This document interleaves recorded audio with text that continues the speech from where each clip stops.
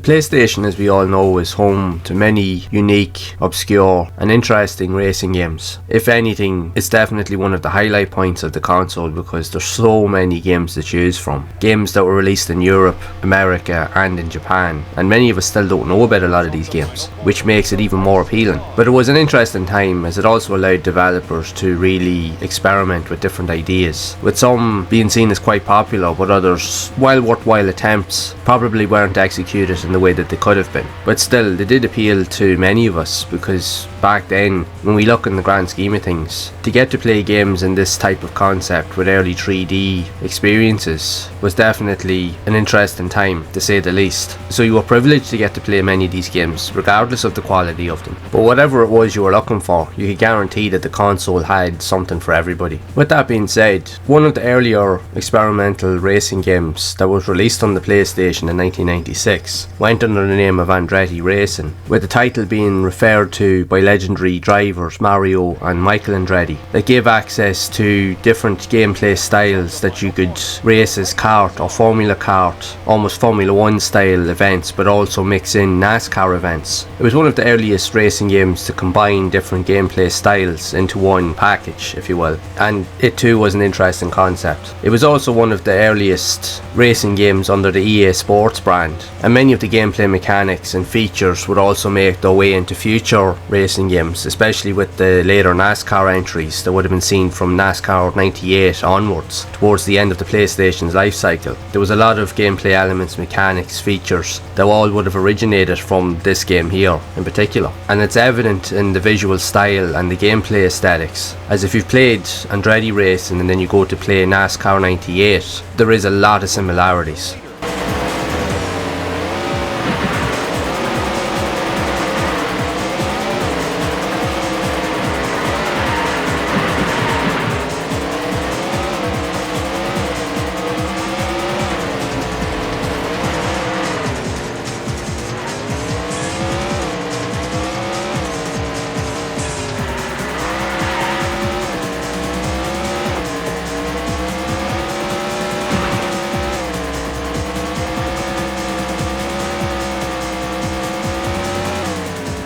Now, for its time, it wasn't considered a great looking title, but it was, for the most part, quite popular, and it sold quite well because, again, it made use of different gameplay styles that definitely appealed to different fans or dynamics of racing types. If you liked Formula Karts, you had that there in abundance, and the same can be said for the NASCAR events. So you literally had your picking and choosing of what you wanted to experience. Now, with the game releasing on the PlayStation, it also got additions on both the PC and the Sega Saturn. But mind you, the Sega Saturn and PC versions did receive higher reviews than the PlayStation edition, as it was seen as the lesser quality edition of all of the three. But it's not to say that it's a bad game. It was an interesting title for what it tried to represent. Now, if we compare it to Psygnosis's Formula 1, it does pale in comparison in terms of its overall visual quality, gameplay and sound effects. As for its time, the first Formula 1 game was leaps and bounds beyond anything that had been seen pretty much on the PlayStation. It was definitely the most authentic racer that you could find anywhere, on any console, and visually it was stunning considering the game was released in 1996. It was a delight to behold. The same cannot be said with Andretti Racing, but like I said earlier, it doesn't take away from the fact that it's bad at all. It's not. It may not have received favourable reviews compared to other console ports, but it was a good solid game.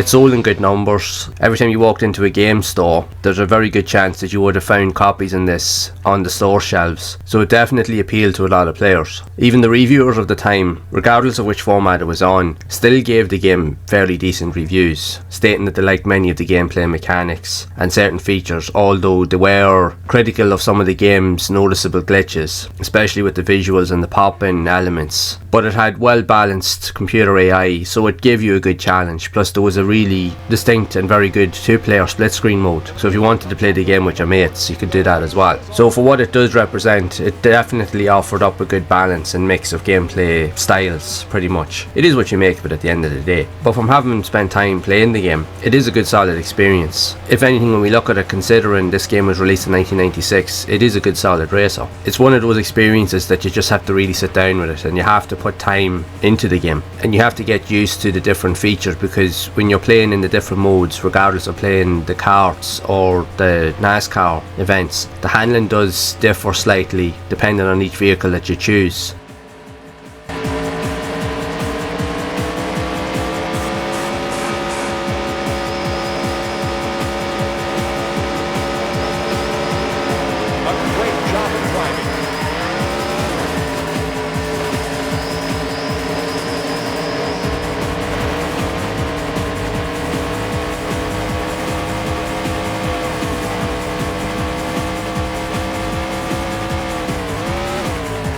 The white flag is out. Just one more lap to go.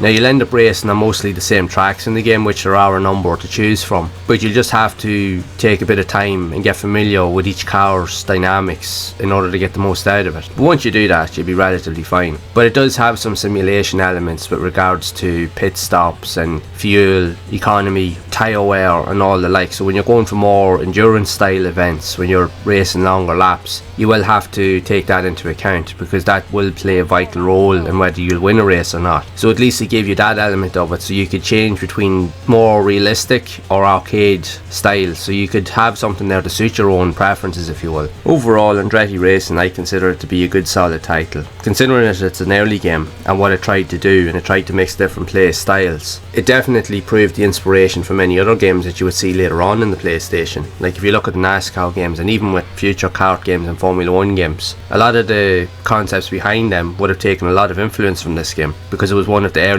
to try all of these ideas. So that in itself is worth its own merit, and I still recommend that it's worth playing today. I do recommend you give it a try at least. But regardless of what I think overall, I would love to know your thoughts of this and what you think of it. Did you play it back in the day? Did you own it? Did you think it was a good, worthwhile, solid experience? So be sure to share it down in the comments below. And if you would like to see more videos around other types of racing games similar to this that were also released on the PlayStation, then you can check out the playlist on screen to see more of those games in action. And as always, keep those gaming memories alive.